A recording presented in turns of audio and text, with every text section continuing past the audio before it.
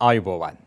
යථාර්ථවාදීව ලෝකයේ දෙස බලන්නට සත්‍ය සිදුවීම් සම්පින්ඩනයක පුවත් දිගහැරුම ශ්‍රද්ධා රූපවාහිනී 6:30 ප්‍රධාන ප්‍රවෘත්ති විකාශය සමගින් මම ලකිඳුනුවංග ප්‍රථමයෙන් සිරස්තල.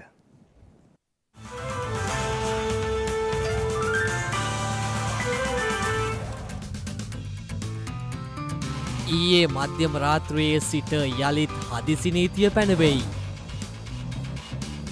ඉන්ධන ප්‍රමිතිය පරීක්ෂා කිරීමේ අහඹු පරීක්ෂණ දිවයින පුරා අදාළ ප්‍රමිතීන්ට අනුව සිදුවුණේ නැත්නම් ඉන්ද්‍ර අලෙවි කිරීමේ බලපත්‍ර අපි අවෝති කිරීමට කටයුතු කරන බව කියන්න ඕන.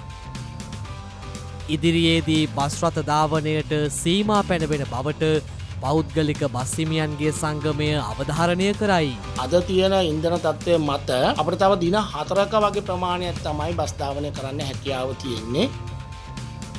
ඉහළ යන ඉන්ධන මිල හමුවේ නයිජීරියාවේ ගුවන් ගමන් නවතී.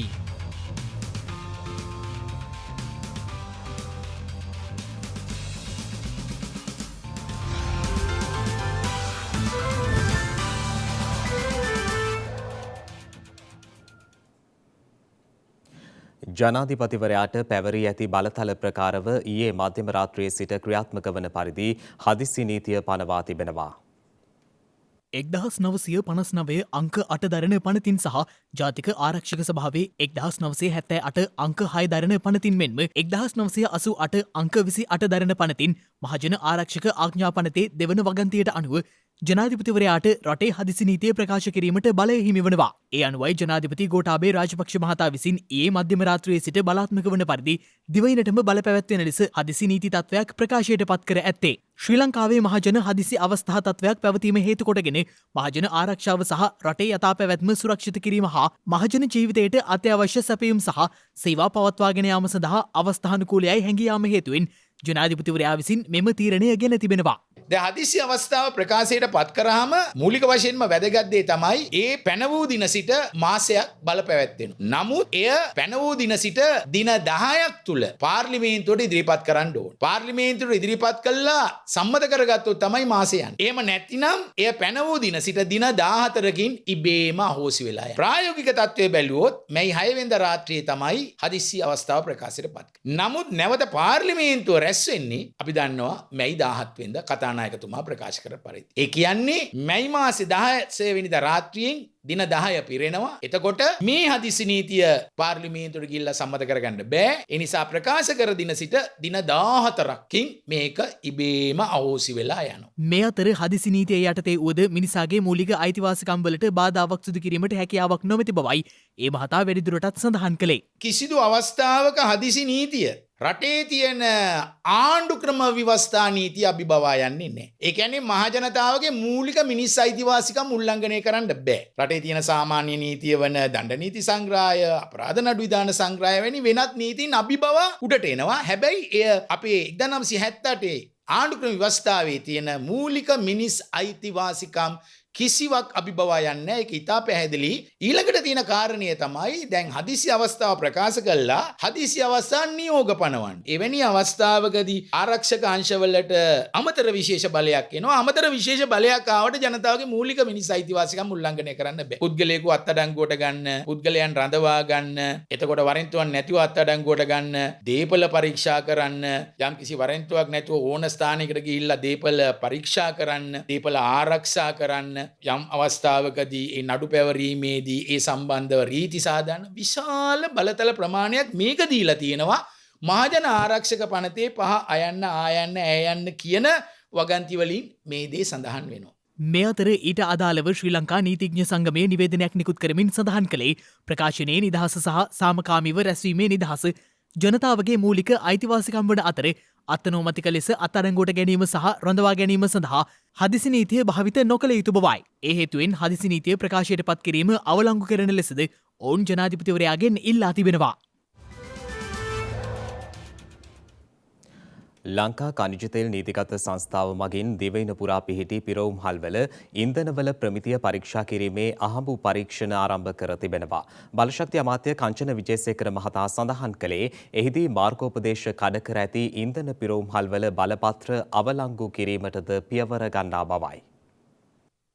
නිවේදනයක් නිකුත් කරමින් ලංකා ඛනිජ තෙල් සංස්ථාව සඳහන් කළේ ඉන්ධන තොග ඇනවුම් කිරීමේ සිට පාරිභෝගිකයින්ට බෙදාහැරීම දක්වා අවස්ථා 4කදී එහි ප්‍රමිතිය පරීක්ෂාවට ලක්වන බවයි. ලංකා ඛනිජ තෙල් සංස්ථාවේ බව සඳහන් කළේ ඉන්ධනවල ප්‍රමිතිය සම්බන්ධයෙන් මේ දිනවල සමාජ මාධ්‍ය ඔස්සේ සංසරණය වන පුවතකට ප්‍රතිචාර දක්වමින් ඉන්ධන තොග විදේශවලින් නැවගත කිරීමට පෙර එහි ප්‍රමිතිය විශේෂයෙන්ම පරීක්ෂා කරන අතරම ඊට ඉන්ධන ලබා දෙන සමාගම සහ ඛනිජ තෙල් නීතිගත සංස්ථාව එකඟ වන ස්වාධීන පරීක්ෂණ කණ්ඩායමක් සහභාගී වන බවද ඛනිජ තෙල් සංස්ථාව සඳහන් කළා. ඉන්ද්‍ර නැව්මගින් කොළඹ වරායට ළඟා වූ පසු ප්‍රමිතිය පරීක්ෂා කිරීම කොළොන්නාව සහ සපුගස්කන්ධ පරීක්ෂණාගාරවලදී සිදු කරන බවද ඛනිජ තෙල් සංස්ථාව පවසනවා. සාම්පල් ලබා ගැනීමේ සිට ප්‍රතිඵල නිකුත් වන අවස්ථාව දක්වා ඉන්ද්‍ර ලබා දෙන සමාගම සහ ඛනිජ තෙල් නීතිගත සංස්ථාව එකඟ වන ස්වාධීන කණ්ඩායමක් එම ක්‍රියාවලිය නිරීක්ෂණය කරන බවද එම නිවේදනයේ සඳහන්. එමෙන්ම ඛනිජ තෙල් නීතිගත සංස්ථාව සඳහන් කළේ නැවත ටැංකිවල ඇති ඉන්ධන බවුසර් වලට ලබා දීමට පෙරද ප්‍රමිතිය පරීක්ෂා කරන අතර බවුසර් මගින් ඉන්ධන පිරවුම්හල් වලට යැවීමෙන් පසුද අහඹු ලෙස ප්‍රමිති පරීක්ෂණයන් සිදු කරන බවයි. ඉන්ධනවල ප්‍රමිතිය සම්බන්ධයෙන් පාරිභෝගිකයින්ට කිසියම් සැකයක් පවතී නම් 0115 234 234 හෝ 0115 455 130 යන ශනික අංක වලට අමතා ඒ පිළිබඳව පැමිණිලි ඉදිරිපත් කර හැකි බව ලංකා ඛනිජ තෙල් සංස්ථාව නිකුත් කළ නිවේදනයේ වැඩිදුරටත් සඳහන්. අපි ඉදිරියේ ඉතාප වගකීමෙන් කියනවා ඉන්ධන පිරුම්හල තමන් අදාළ ප්‍රමිතීන්ට අනුව සංස්ථාව විසින් නිකුත් කරපු පිරිවිතයන්ට අනුව පවත්වාගෙන යාමක් සිදු වුණේ නැත්නම් ඔවුන්ට විරුද්ධව අපි වහාම නීතිය ක්‍රියාත්මක කරනවා. ඒ වගේම ඔවුන් වෙත නිකුත් කර ඇති ඉන්ධන අලෙවි කිරීමේ බලපත්‍ර අපි අවෝති කිරීමට කටයුතු කරන බව කියන්න ඕන.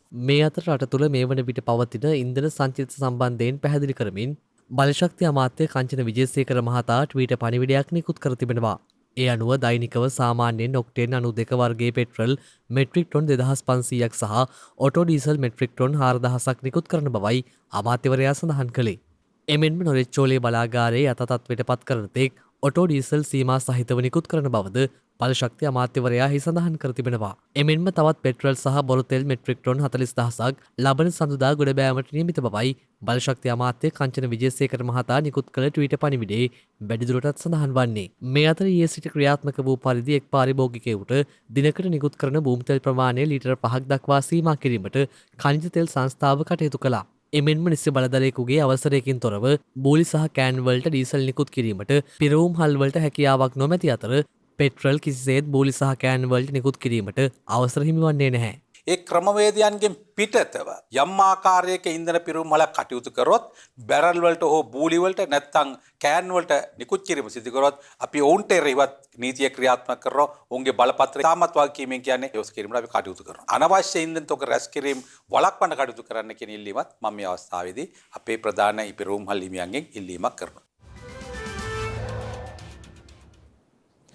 මේ වන විට පවතින ඉන්ධන තත්ත්වය මත බස් රථ ධාවනය දින 4කට සීමා කිරීමට සිදු ඇති බව ලංකා පෞද්ගලික බස් හිමියන්ගේ සංගමයේ සභාපති ගැමුණු විජේරත්න මහතා පවසනවා. කෙසේ වෙතත් මාධ්‍ය වෙත අදහස් දක්වමින් දුම්රිය දෙපාර්තමේන්තුව සඳහන් කළේ මේ වන විට දුම්රිය ධාවනය සාමාන්‍ය තත්ත්වයට පත්වෙමින් පවතින බවයි. රටේ මතුව ඇති ඉන්ධන අර්බුදය හමුවේ පොදු ප්‍රවාහනයට එල්ල වී ඇත්තේ දැඩි බලපෑමක්. ඒ සම්බන්ධව අදහස් දක්වමින් ලංකා පෞද්ගලික බස් හිමියන්ගේ සංගමය සඳහන් කළේ මේ වන විට පවතින ඉන්ධන තත්ත්වය මත බස් රථ ධාවනය දින 4කට සීමා කිරීමට සිදුව ඇති බවයි. එමෙන්ම දුරගමන් සේවා බස් රථ ධාවනයේද දැඩි අර්බුදයක පවතින බව ඒ මහතා සඳහන් කළා. ඊයේ දින ධාවනය සිදු වුණේ නෑ බස් රථ මුල් ලංකාවේම. ඒ වෙතත් අද දින අපි බස් රථ ධාවනය කරන්න කටයුතු කරලා තියෙනවා 125ක වගේ ප්‍රමාණයක් ලංකා පුරාම. විශේෂයෙන්ම අද නිවාඩු දිනයක් ඒ සතියන්තයේ හෙටත් නිවාඩු දිනයක් නිසා අපිට සීමා කරන්න වෙනවා විශේෂයෙන්ම කෙටි සේවා බස් රථ 125කට වගේ ප්‍රමාණයකට. මොකද හේතුව මේ වන විට ලංකාවේම ඉන්ධන හිඟයක් පවතිනවා. විශේෂයෙන්ම ඩීසල් හිඟයක් පවතිනවා. දුර සේවාවලට ඍජු බලපෑමක් ඇති වෙනවා මේ ඩීසල් හිඟය. කෙසේ වෙතත් අපිට මේ අද තියෙන ඉන්ධන තත්ත්වය මත අපිට තව දින 4ක වගේ ප්‍රමාණයක් තමයි බස් ධාවනය කරන්න හැකියාව තියෙන්නේ. කෙසේ වෙතත් දුර සේවා බස් රථ අනිවාර්යයෙන්ම තව දින 2ක් වෙනකොට කඩා වැටීමට බොහෝ දුරට ඉඩ තියෙනවා. පොදු ප්‍රවාහන සේවාව කඩා වැටීමට සාපේක්ෂව අත්‍යවශ්‍ය භාණ්ඩ ගේන වාහනද බරපතල අර්බුදයකට පත් වෙනවා. පසුගිය කාලේ නම් ඕහරහා තෙල් ලබා දීම සිදු වුණා. දැන් මේක කරන්නේ නැද්ද? නෑ ඒක කරන්නේ නැහැ. අපිට දැනගන්න ලැබුණා ළඟම බස් රථවලට ඩීසල් නැහැ කියලා. කෙසේ වෙතත් මාධ්‍ය වෙත අදහස් දක්වමින් දුම්රිය දෙපාර්තමේන්තුව සඳහන් කළේ මේ වන විට දුම්රිය ධාවනය සාමාන්‍ය තත්ත්වයට පත්වෙමින් පවතින බවයි. අද දිනේ දුම්රිය ධාවනය අපි බලාපොරොත්තු වුණා සමානවම සිද්ධ වුණා. විශේෂයෙන්ම වැඩ වර්ජන දිනයකින් පසුව සාමාන්‍යයෙන් දුම්රිය ප්‍රතිශතයක් විදියට දුම්රිය 5ක් 10ක් අතර ප්‍රමාණයක් අවලංගු වෙනවා. නමුත් පැවති වාතාවරණයේ උඩ මේ දුම්රිය ප්‍රමාණය අවලංගු බව දන්වා සිටින්න කැමැතියි. සාමාන්‍ය දිනකට දුම්රිය 275ක් පමණ අපි ධාවනය කරනවා. අපි හිතනවා අද දැන් මේ 25 ගියාම 250ක්නේ. 250කට ආසන්න ප්‍රමාණයක් අපිට අද දිනේ ධාවනය කරන්න පුළුවන් වෙයි කියලා. රට තුළ සිදු කරන උද්ඝෝෂණ සහ විරෝධතා හේතුවෙන් රටට ආදායම් ලබා දෙන ආයෝජකයින් අපහසුතාවයට පත් නොකරන ලෙස ආයෝජන මණ්ඩලයේ සභාපති රාජා ඉදිරිසූරිය මහතා ඉල්ලීමක් සිදු කරනවා. මේ අපේ දැන් මේ හුඟක්ම රටේ ආර්ථික තත්ත්වය අනුව මෙවැනි අවස්ථාවක අපිට ඉතුරු වෙලා තියෙන්නේ මේ අපේ එක්ස්පෝර්ට් සෙක්ටර් එකේ විතරයි. ඒ වගේම එක්ස්පෝර්ට් සෙක්ටර් එකේ ඉන්නවා ඉන්වෙස්ටර්ස්ලා. මේ ඉන්වෙස්ටර්ස්ලා අපේ රටට ආදරයක් ඇතුව මේගොල්ලන් අවුරුදු විශාල ගාණක් හිටපු අය, ඒ වගේම රට ලොකු ආදායමක් ලබා දෙන අය. මෙවැනි අයගෙන් අපි ඒ ආයතනවලට දුෂ්කරතාවයක් ඇති කරොත් ඔවුනුත් අපිට නැති වෙන්න පුළුවන්. අපි බැලුවොත් දැන් අපේ තියෙනවා එන්ටර්ප්‍රයිසස් BOI ආයතනයේ 1700ක් පමණ. මේ 1700න් අපි බලන්න ඕනේ මේකලන් කවුරුත් රැකගන්න. මේ අවස්ථාවේ හැටියට අපි ඔවුන්ට කරදර කරොත් ඔවුන් මන් දන්නවා උන්ට වෙන ඔපචුනිටිස් තියෙනවා වෙන රටවල් වලට යෑමට. ඒ කියන්නේ අනිත් රටවල් වල ඉන්දියාව, බංග්ලාදේශ, වියට්නාම්, කාම්බෝදියා එවැනි රටවල් හුඟක් බලන් ඉන්නවා මේ ඉන්වෙස්ටර්ස්ලා එනකම්. ඉතින් අපි මේ අවස්ථාවේ හැටියට අපිට ටුවරිසම් එක නැති වුණා. අපිට ඒ වගේම මේ ෆොරින් රෙමිටන්ස් නැති වුණා. මේ අවස්ථාව අතරදී අපිට මේක නැති කරගත්තොත් මේ අපේ එක්ස්පෝර්ට් සෙක්ටර් එක අපේ රට තවත් පහතට බහිනවා. ඒ වගේම බලන්න මේ ආයතනවල වැඩ කරන අපේ අම්මලා තාත්තලා දරුවන් සහෝදරයන් කවුරුත් 5 ලක්ෂයක් පමණ. මේ 5 ලක්ෂයට ඇරෙන්න 2 මිලියන් විතර ඉන්ඩිරෙක්ට් අයත් මේ වලට සහභාගී වෙනවා. මේ සියලු දෙනාම අපිට නැති වෙනෝ අපි මේ වගේ දෙයක් ඉදිරියට කරොත්. මම ඒකින්ද මගේ ඉල්ලීම තමයි, මගේ රික්වෙස්ට් එක තමයි මෙවැනි ආයතන වලට කිසිම කරදරයක් නොකරන්න අපේ සෝන්ස් වලට. සභාපතිතුමා මේ BOI සභාපතිතුමා වශයෙන් මා ඉල්ලා සිටින්නේ මේ BOI සෝන්ස් වල ඔබතුමාලා කිසි දෙයක් නොගිහිල්ලා කටයුතු කරන්නයි කියලා ඉවර වෙලා එතකොට අපේ මේ එක්ස්පෝර්ට් සෙක්ටර් එක අපිට වෙනද වගේ ඉදිරියට කරගෙන යෑමට පහසු වෙනවයි. මන්නාරම් ද්‍රෝණියේ පවතින ඉන්ධන සහ ස්වභාවික ගෑස් ගවේෂණය කර ලබා ගැනීමට විධිමත් වැඩපිළිවෙලක් සකස් නොකිරීම පිළිබඳ කෝපා කමිටුවේ අවධානය යොමුව තිබෙනවා. මේ පිළිබඳව සාකච්ඡා කෙරුණේ බලශක්ති අමාත්‍යංශයේ 2018-19 සහ 2020 වර්ෂවල විගණකාධිපති වාර්තා සහ වර්තමාන කාර්යසාධනය පිළිබඳව පරීක්ෂා කිරීමට රජයේ ගිණුම් පිළිබඳ කාරක සභාව පාර්ලිමේන්තු මන්ත්‍රී ලසන්ත අලගියවන්න මහතාගේ ප්‍රධානත්වයෙන් පසුගියදා පාර්ලිමේන්තුවේදී රැස් වූ අවස්ථාවේදී මෙම කාරක සභාවේ සභාපතිවරයා ලෙස කටයුතු කරන්නේ පාර්ලිමේන්තු මන්ත්‍රී තිස්ස විතාරණ මහතායි. 2016 වර්ෂයේදී පැවති රජයේ ගිණුම් පිළිබඳ කාරක සභාවේදී සොයාගෙන ඇති දත්ත අනුව මන්නාරම් ද්‍රෝණියේ ඉන්ධන බැරල් බිලියන 5ක් පමණ සහ ස්වභාවික ගෑස් ඝන අඩි ට්‍රිලියන 5ක් පමණ පවතින බවත් එය වසර 60ක පමණ අවශ්‍යතාවයන් සපුරාලීමට ප්‍රමාණවත් වන බවටත් අනාවරණය කර තිබෙනවා. එසේම ඒ හරහා රටේ විදුලි බල සැපයුම කිලෝවොට් 1130ක් දක්වා වැඩි කිරීමට යොදාගත හැකි බවත් ස්වභාවික වායු නිපදවීම තුළින් වසර 25ක් තුළ රටට විවිධ අංශවලින් ඩොලර් බිලියන 200ක පමණ වාසියක් ලැබෙන බවත් එහිදී අනාවරණය වී තිබෙනවා. මෙලෙස මේ තුළින් ලබාගත හැකිව තිබූ ආදායම ලබා ගැනීමට විධිමත් වැඩපිළිවෙලක් සකස් නොකිරීම පිළිබඳව කෝපා කමිටුව විසින් පැමිණ සිටි නිලධාරීන්ගෙන් ප්‍රශ්න කර තිබෙනවා. ඒ අනුව එම නිලධාරීන් සඳහන් කළේ මේ සඳහා විශ්වාසනීය ආයෝජකයෙකු සොයා ගැනීමට අපහසු වී ඇති බවයි. එමෙන්ම සපුගස්කන්ද තෙල් පිරිපහදුව නවීකරණය සහ පුළුල් කිරීම මෙන්ම නව පිරිපහදුවක් ඉදිකිරීම පිළිබඳවද මෙහිදී සාකච්ඡා කර තිබෙනවා. සපුගස්කන්ද තෙල් පිරිපහදු භූමියේම නව තෙල් පිරිපහදුවක් සකස් කිරීම පිළිබඳව ශක්‍යතා අධ්‍යයනයක් සිදු කොට ඇති බවත් ඒ සම්බන්ධයෙන් වාර්තාවක් ලබා දෙන ලෙසත් කෝපා කමිටුව විසින් නිර්දේශ කර තිබෙනවා. 2021 වසරට අදාළ සාමාන්‍ය පෙළ විභාගය මෙම මස 23 වනදා සිට පැවැත්වීමට විභාග දෙපාර්තමේන්තුව තීරණය කර තිබෙනවා. 2021 වර්ෂයට අදාළව මේ වසරේ පැවැත්වීමට නියමිත අධ්‍යයන පොදු සහතික පත්‍ර සාමාන්‍ය පෙළ විභාගය සඳහා වූ දිනවකවානු විභාග දෙපාර්තමේන්තුව විසින් ප්‍රකාශයට පත් කර තිබෙනවා. ඒ අනුව විභාග කොමසාරිස් ජෙනරාල් LMD ධර්මසේන මහතා විසින් නිවේදනයක් නිකුත් කරමින් සඳහන් කළේ 2021 අධ්‍යයන පොදු සහතික පත්‍ර සාමාන්‍ය පෙළ විභාගය මෙම මස එනම් 2022 මැයි මස 23 වනදා සිට ජූනි මස 1 වනදා දක්වා පැවැත්වීමට කටයුතු යොදා ඇති බවයි. එමෙන්ම සාමාන්‍ය පෙළ විභාගය සඳහා පාසල් අයදුම්කරුවන්ගේ විභාග ප්‍රවේශ පත්‍ර සහ කාල කාලසටහන් අදාළ විද්‍යාලවල විදුහල්පතිවරුන් වෙතද පෞද්ගලික අයදුම්කරුවන්ගේ ප්‍රවේශ පත්‍ර ඔවුන් සේ විභාග අයදුම් පතෙහි සඳහන් කර ඇති ලිපිනයන් වෙතද යොමු කර ඇති බව විභාග දෙපාර්තමේන්තුව දැනුම් දී තිබෙනවා. එමෙන්ම මේ මාස 12 වැනි දිනට පෙර විභාග ප්‍රවේශ පත්‍ර නොලද පාසල් සහ පෞද්ගලික අයදුම්කරුවන් සහ විභාගය සම්බන්ධව කුමන හෝ ගැටලුවක් පවතින විභාග අපේක්ෂකයන් හට විභාග දෙපාර්තමේන්තුව විසින් හඳුන්වා දී ඇති විශේෂ දුරකථන අංක අමතා අවශ්‍ය සේවා ලබාගත හැකි බවයි විභාග දෙපාර්තමේන්තුව නිවේදනය කළේ. ඒ අනුව පාසල් විභාග සංවිධාන සහ ප්‍රතිඵල ශාඛාවේ 0112 784 208 0112 784 537 0113 188 350 සහ 0113 140 314 යන දුරකථන අංකවලට මෙන්ම විභාග දෙපාර්තමේන්තුවේ 1911 ක්ෂණික දුරකථන අංකයේ ඔස්සේ සම්බන්ධ වී එම ගැටලු යොමු කළ හැකි වනවා. මේ අතර සාමාන්‍ය පෙළ විභාගය සඳහා අදාළ ප්‍රවේශ පත්‍රයේ එල්ලුම් කර ඇති විෂයන් භාෂා මාධ්‍ය සහ විභාග අපේක්ෂකයාගේ නමෙහි යම් වෙනසක් වෙතොත් අදාළ සංශෝධන මැයි මාස 14 වනදා රාත්‍රී 12 දක්වා විභාග දෙපාර්තමේන්තුවේ නිල වෙබ් අඩවිය හරහා මාර්ගගතව සිදු කළ හැකි බවද විභාග දෙපාර්තමේන්තුව විසින් දැනුම් දී තිබෙනවා. එමෙන්ම 2021 අපොස සාමාන්‍ය පෙළ විභාගයට අදාළ කාලසටහන ශ්‍රී ලංකා විභාග දෙපාර්තමේන්තුවේ නිල වෙබ් අඩවියේ පළ කර ඇති බවයි විභාග දෙපාර්තමේන්තුව නිකුත් කළ නිවේදනයේ වැඩිදුරටත් දැක්වෙන්නේ. මේ අතර පහසුවෙනිය ශිෂ්‍යත්ව විභාගයේ කඩයිම් ලකුණු එළැමෙන 20 වනදාට පෙර නිකුත් කිරීමට හැකිවනු ඇති බව අධ්‍යාපන අමාත්‍යාංශය පවසනවා. මේ වන විට එම කටයුතු අවසන් අදියරට පැමිණ ඇති බවයි පාසල් කටයුතු අතිරේක ලේකම් ලලිතා එගොඩවල මහත්මිය සඳහන් කළේ. විභාග ප්‍රතිඵලවලට අනුව ජනප්‍රිය පාසල් වෙත සිසුන් ඇතුළත් කර ගැනීම සඳහා අදාළ කඩයිම් ලකුණු නිකුත් කිරීම සිදු කරන බව අධ්‍යාපන අමාත්‍යාංශය විසින් දැනුම් දී තිබෙනවා. දෛනික කොවිඩ් ආසාදිතයින්ගේ වාර්තාවීම අඩු අගයක පැවතියද තවදුරටත් පුද්ගලයන් සෞඛ්‍යාරක්ෂිත ක්‍රමවේද අනුගමනය කිරීම වැදගත් බව සෞඛ්‍යාංශ පවසනවා.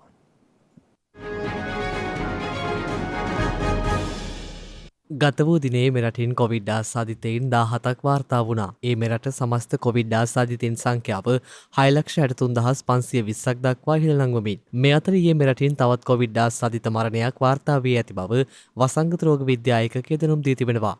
ඒ අනුව මේ වන විට මෙරටින් වාර්තා වන සමස්ත කොවිඩ් ආසාදිත මරණ සංඛ්‍යාව 16,508ක් ලෙසයි දැක්වුණේ. මේ අතර මේ වන විට වෛරසය ආසාදිතව රෝහල්වල ප්‍රතිකාර ලබන සමස්ත පුද්ගලයන් සංඛ්‍යාව 874ක් වන අතර වෛරසය ආසාදිතව සිට සුවය ලැබූ සමස්ත පුද්ගලයන් සංඛ්‍යාව දැක්වෙන්නේ 6,46,138ක් ලෙසයි. දැන් තවත් දේශීය පුවත් කිහිපයක් කෙටියෙන්.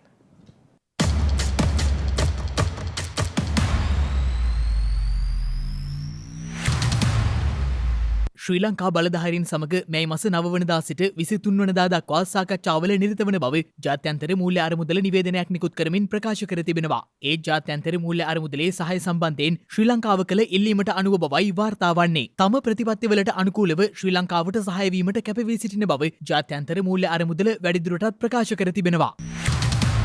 ගිනිකොන දිග බෙංගාල බොක්ක සහ දකුණු අන්දමන් ආශ්‍රිත මුහුදු ප්‍රදේශ සඳහා කාලගුණ විද්‍යා දෙපාර්තමේන්තුවෙන් රතු නිවේදනයක් නිකුත් කර තිබෙනවා. ඒ අනුව එම කලාපයේ අඩු පීඩන කලාපයක් වර්ධනය වී පීඩන අවපාතයක් දක්වා වර්ධනය වෙමින් හෙට දිනය වන විට නැගෙනහිර මධ්‍යම බෙංගාල බොක්ක ආශ්‍රිතව සුළි කුණාටුවක් දක්වා වර්ධනය වීමට බොහෝ දුරට ඉඩ ඇති බවයි කාලගුණ විද්‍යා දෙපාර්තමේන්තුව සඳහන් කළේ. මේ අතර බස්නාහිර සහ සබරගමුව පළාත්වලත් ගාල්ල සහ මාතර දිස්ත්‍රික්කවලත් වැසිවාර කිහිපයක් ඇතිවන බව කාලගුණ විද්‍යා දෙපාර්තමේන්තුව නිවේදනය කර තිබෙනවා. මධ්‍යම සහ ඌව පළාත්වල හම්බන්තොට දිස්ත්‍රික්කයේත් සවස් කාලයේ හෝ රාත්‍රී කාලයේදී ස්ථාන ස්වල්පයක වැසි හෝ ගිගුරුම් සහිත වැසි ඇතිවිය හැකි බවයි එම නිවේදනයේ දැක්වෙන්නේ. ගිගුරුම් සහිත වැසි සමග ඇතිවිය හැකි තාවකාලික තද සුළං වලින් සහ අකුණු මගින් සිදුවන අනතුරු අවම කර ගැනීමට අවශ්‍ය පියවර ගන්නා ලෙස කාලගුණ විද්‍යා දෙපාර්තමේන්තුව ජනතාව වෙත වැඩිදුරටත් දැනුම් දී තිබෙනවා.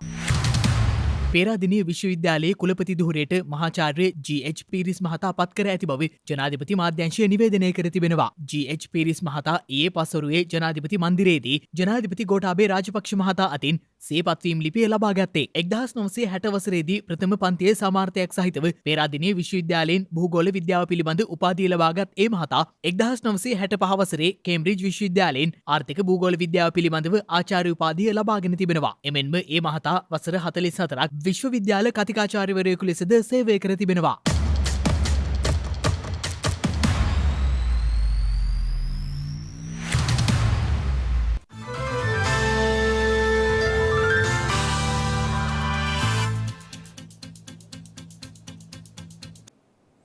අවධානය විදෙස් පුවත් වෙත.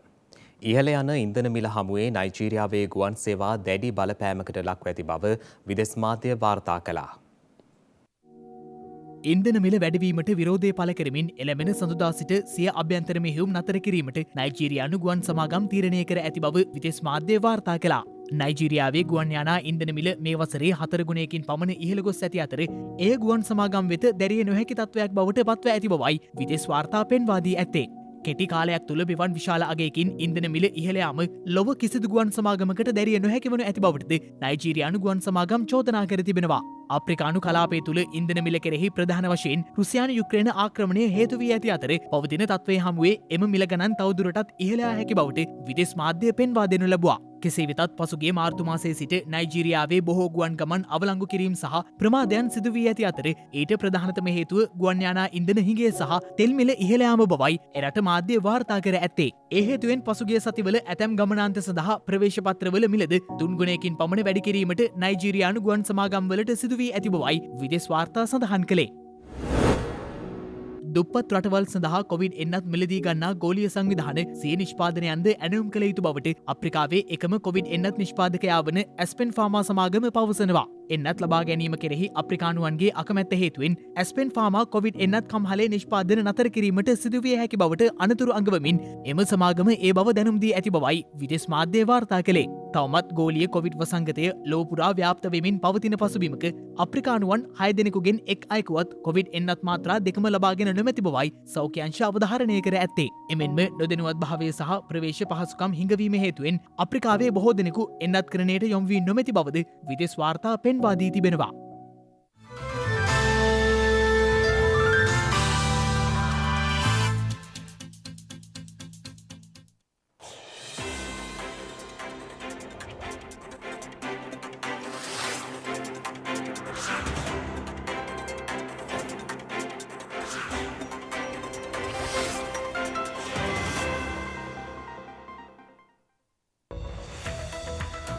හෙට මේ 8 වැනිදා මානව විද්‍යාඥයෙකු පුරා විද්‍යාඥයෙකු ලෙස මෙරට කීර්තියට පත් මෙරට ජාතික කෞතුකාගාරයේ මුල්ම ලාංකික අධ්‍යක්ෂකවරයා වූ ආචාර්ය P.E.P. දැරණියගල මහතා උපත ලබා ඇත්තේ 1900 වසරේ මැයි මාස 8 වන දිනයි. සංක්‍රමණික පක්ෂීන් සහ ඔවුන්ගේ වාසස්ථාන සංරක්ෂණය කිරීමේ අවශ්‍යතාවය මෙන්ම සංක්‍රමණික පක්ෂීන් පිළිබඳව දැනුවත් කිරීම වෙනුවෙන් නම් කරන ලද ලෝක සංක්‍රමණික කුරුළු දිනය මැයි මාස 8 වන දිනට එනම් හෙට දිනට යෙදී තිබෙනවා. ජාත්‍යන්තර රතු කුරුස දිනය මැයි මාස 8 වන දිනට එනම් හෙට දිනට යෙදී තිබෙනවා.